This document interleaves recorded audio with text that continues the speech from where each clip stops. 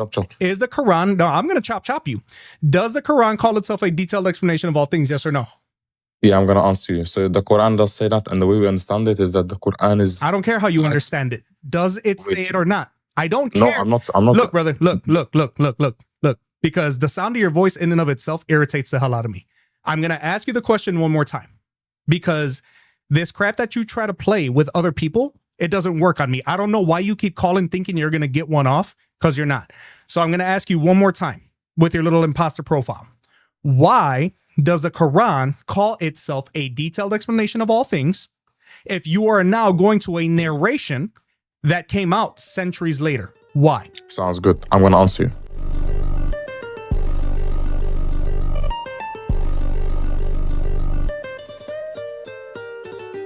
All right, guys, Future Maverick here, and I wanted to give you some context real quick. When this conversation initially started, I didn't realize that it was my old friend, the Muslim Apologetic from TikTok. And this isn't his first attempt to get into one of my videos. After the first time that I dog walked him on the Islamic dilemma, he's been itching for another shot. This time, though, he even tried to sneak onto my TikTok under an imposter profile. Remember, this is the same kid who bragged that I supposedly conceded the Islamic dilemma, but for some reason kept talking to me for 20 minutes after. Then less than 24 hours after that, he begged me for a rematch under the guise of a moderated debate.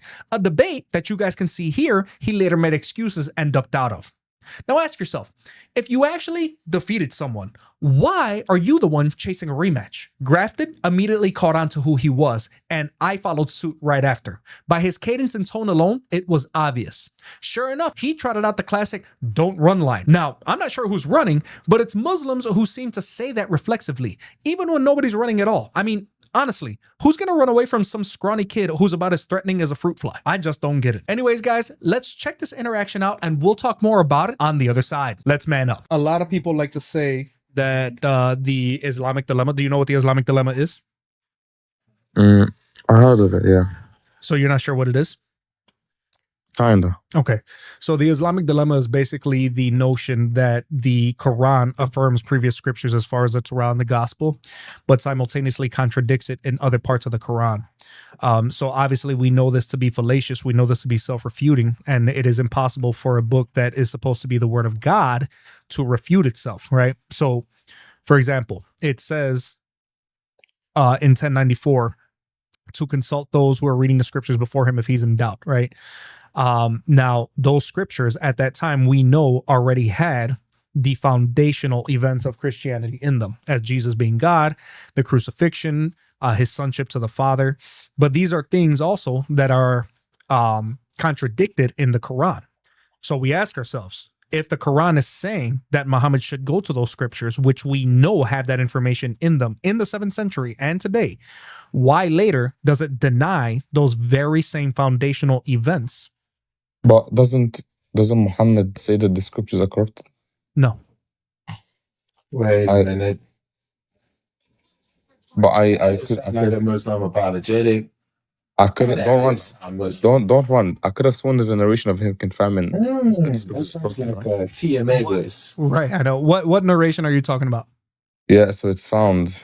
It's narrated by Ibn Jarir on the authority of Uthman. Hold on a second, brother. Hold on a second. Is the Quran? Yeah. So are you it's for you. Panicking? No, nobody's panicking, brother. You're not gonna play that game with me today. Yeah, it is early. It is early because you're an easy dunk. So your Quran is a detailed explanation of all things, is it not? I don't agree how you think that means. I don't care what you agree with. Does the Quran say that it is a detailed explanation? See, this is the game they play, guys. This is the game they play. Words don't mean words anymore. See what I'm saying? So hold on, because you came in here acting like you're gonna do something, and I'm glad you're here because I'm recording and I'm gonna upload you again because you love embarrassing yourself. After you ran away, you DM'd me. Oh my God, I'm not even a text person. Okay. Oh my God, we need time to promote this. We need time to promote this, right? So. Chop. Is the Quran? No, I'm gonna chop you. Does the Quran call itself a detailed explanation of all things? Yes or no? Yeah, I'm going to answer you. So the Quran does say that, and the way we understand it is that the Quran is... I don't care how you understand it. Does it say it or not? I don't care. No, I'm not. Look, brother, look. Because the sound of your voice in and of itself irritates the hell out of me. I'm going to ask you the question one more time. Because this crap that you try to play with other people, It doesn't work on me. I don't know why you keep calling thinking you're going to get one off, because you're not. So I'm going to ask you one more time with your little imposter profile. Why does the Quran call itself a detailed explanation of all things if you are now going to a narration that came out centuries later? Why? Sounds good. I'm going to answer you. And please don't cut me off. Let me answer you. Let me bake you, please. Yeah. Yeah. When the Quran specifically mentions it in explanation of all things, there has to be a limit to what all here extends to. Because obviously, there we go. Like, I mean, this is like every time I speak, you have to interrupt. Just let me know. I'm not interrupting. I'm laughing. When I hear something funny and comical, I laugh at it. It's still sound over me. Okay, go ahead. Thank you. So if all here, okay, let me know I'm good to go. Go ahead. Thank you. So if all here literally means all, then we would rightly so expect the Quran to be talking about things outside of theology. But obviously that's nonsensical. No one expect that. So there has to be a limit to what all picks out. And fortunately for us, we have the earliest recipients of the text who tell us what it means. For example, Ibn Mas'ud, who is a student of the Prophet Muhammad, peace and peace upon him, tells us what it means. He specifically mentioned that this refers to general allowances and prohibitions and ways of life that are clarified in the Quran. And also, the Quran is an explanation of all things in virtue of telling us to follow the Prophet Muhammad, peace and peace upon him. In that way, it is relational to the Prophet and it tells us to follow him, and that way it becomes an explanation of all things. So there's no contradiction in saying that we have to follow the messenger.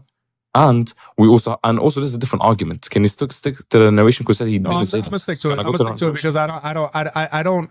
Here's the thing, brother. Your explanations are ad hoc and they're ridiculous because you guys think that you're reading from a holy book and you only want that book to say what it's saying when it's convenient to you. Right? Here's the problem with you, because you come in and you say you're going to bake somebody. You couldn't bake a cookie if you had instructions, my brother. So here, let me explain to you everything wrong with what you just said. All right? Because you are nowhere near as good at this as you think you are. Right?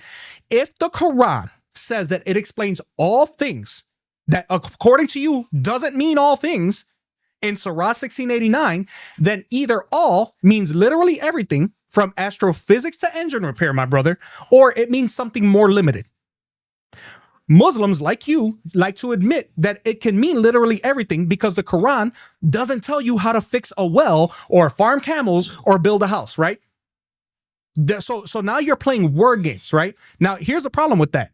Since you are so desperate to go to your narrations, Al-Tabari, one of the earliest commentators, restricted all things to what is lawful and unlawful and guidance in religion. That's what you're trying to say, right? And Ibn Kathir says the same, that it's a clarification of what is lawful and unlawful, obedience and disobedience. Notice that already puts a limit on all. So because you have people who realized early on that your book is a farce, you're immediately going to their narrations that are saying, okay, no, well, it doesn't mean all things. Because you understand that if you acknowledge that the Quran is calling itself something that it's not, you have an issue there. So your early commentators tried to fix it, and that's what you're desperately trying to go to. But you don't get to do that here, right? The problem with what you're trying to do is that the Quran itself doesn't spell out any laws or practices that Muslims hold central, okay? Like the number of daily prayers. You guys pray 5 times a day, but the Quran doesn't talk about that. That comes only from hadiths, and it comes centuries later. So here's the thing. When Surah 1689 promises clarification of all things, but then Muslims are forced to outsource to hadith and tafsir, which is pathetic, it shows the book doesn't actually self-sufficiently cover all things. Because words don't mean words with Muslims, ladies and gentlemen. That's why you have Muslim Apologetic in here, again, trying to use his conscious edits argument again. And the minute you ask him something about the Quran, well, you know, when we go to Al-Tabari, when we go to the tafsir, when we go to the hadiths, It also says it's fully detailed.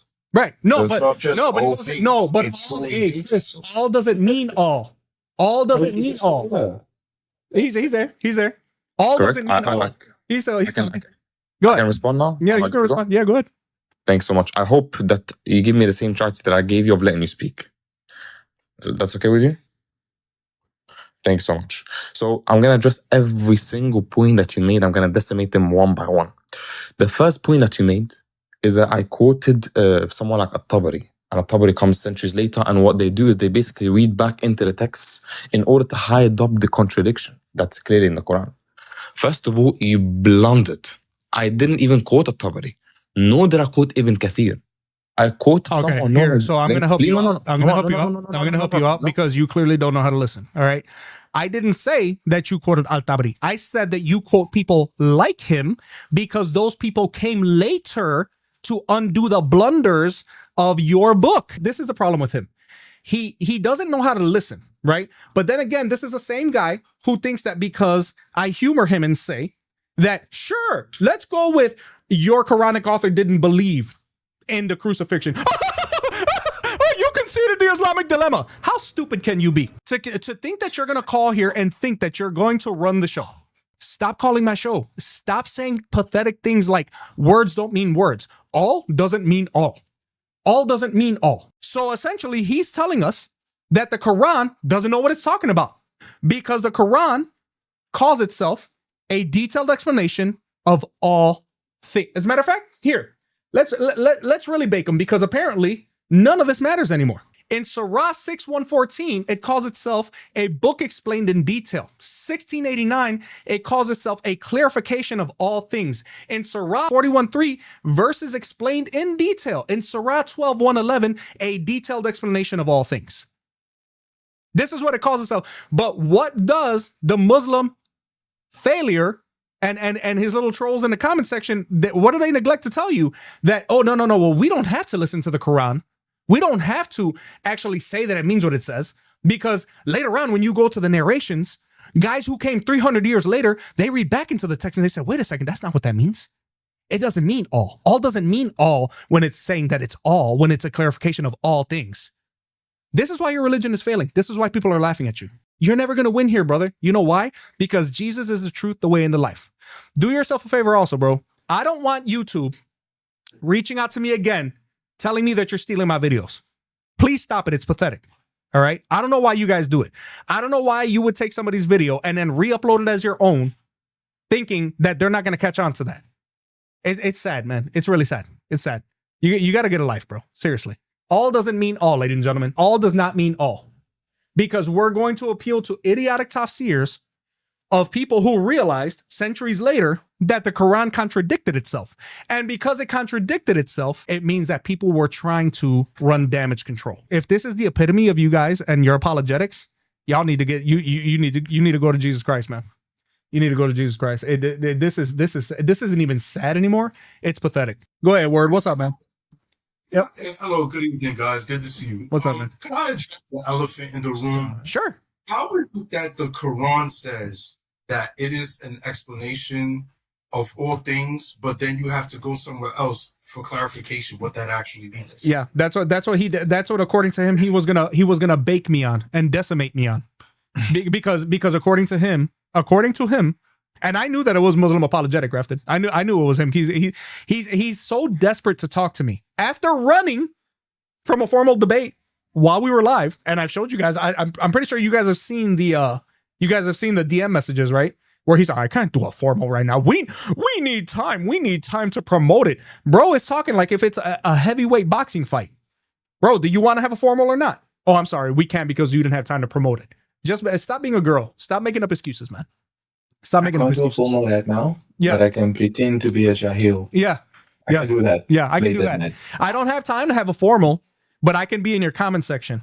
I don't have time to have a formal because I work tomorrow, but you've been in my TikTok for the last 2 hours. I can create fake TikTok accounts. I can continue to keep trying to call you, to talk to you. Muslim Apologetic. I love you, brother. Like as a human being, I pray that I see you in heaven one day. But the way you are now, the way that Dawah is, the way that you guys operate through deception, I don't like you guys. I don't like how deceptive you are. I don't respect you. And if I don't respect you, especially after the crap you tried over the last couple of weeks, trying to upload my videos and trying to make it seem like you won something, right? Constantly trying to get clips on me, constantly lying about me. I don't like you, dude. I don't like you. And I will tell you that to your face. I do not like deceptive little liars. And it's exactly why I take a special pleasure in dismantling Diarrhea Dawah. Now, guys, here's my take after that exchange. TikTok Dawah isn't about honest dialogue. It's about lying, deceiving, clipping, and making it look like they won the exchange. It's why I'm so intolerant of their nonsense. I had another kid steal one of my videos off YouTube and deceptively chop a 16-minute interaction down to 8 minutes. That's their playbook. And I'm done pretending. I'm done acting like I have an obligation to just let them talk to people however they want. I'm not required to treat deception like sincerity. I'm not obligated to give patience to people who knowingly twist the truth. Dawah claims to be about good, but its foundation is dragging people away from the true Lord and Savior, Jesus Christ. Now, you know what, Muslims? You can cry, spin, or gaslight yourselves and your followers all you want. I don't care. You can pretend like you've won debates with me or Avery from God Logic, David Wood, Apostate Prophet, The Word and I, whoever. Do whatever you want to do. At the end of the day, the truth is not on your side. That's why you obsess over attacking things like the divinity of Jesus and the Trinity instead of defending Muhammad or the Quran. And I don't blame you because, you know, honestly, you can't defend them. And I think that subconsciously, you guys know that. You call Muhammad a prophet, but you can't justify his actions. You claim the Quran is the word of God, but you can't explain its plain verses. The moment that you're cornered on something like the Quran being a detailed explanation of all things, suddenly words don't mean words and things don't say what they actually say. Newsflash, words don't stop meaning what they mean just because you're caught in a contradiction. And what's even funnier is that there's nothing in your Quran about appealing to later narrations or tafsirs or hadith. Nothing at all. In 4 places that I can think of off the top of my head, the Quran says that it is a detailed explanation of all things. There's nothing in that book that tells Muslims to immediately appeal to a tafsir by a guy written 3 centuries later. And yet you're constantly appealing to outside sources. Why? Because you guys know that your earliest scholars and your earliest historians in their narrations realized that there were so many problems and contradictions in your book that they had to do exactly what you're doing now and trying to make the world believe that words don't mean words. So here's what you can do. You guys can take your TikTok dawah and your wannabe bravado somewhere else to somebody who's going to tolerate it, because I won't. And as you can see, no one else is anymore either. Pound your chest all you want. It doesn't put an ounce of truth or muscle behind your arguments. I'm under no obligation to tolerate nonsense. I'm here to tell the truth of Jesus Christ, no matter how much you hate it, no matter how loud the Muslim crowd gets, the facts are going to remain and reality is going to remain reality. Muslims don't have moral superiority. They don't have intellectual superiority. They don't have any superiority. And guess what? You can't stop us. We're going to keep making disciples of all nations the way that Jesus commanded us to. You couldn't stop us even if you tried. We're going to keep making sure that the world knows that Jesus Christ is the way, the truth, and the life, and the living God. And regardless of what Surah 4157 tries to claim, we're going to go ahead and stick with actual history and reality, and we'll go ahead and leave the delusions to the Muslim apologists.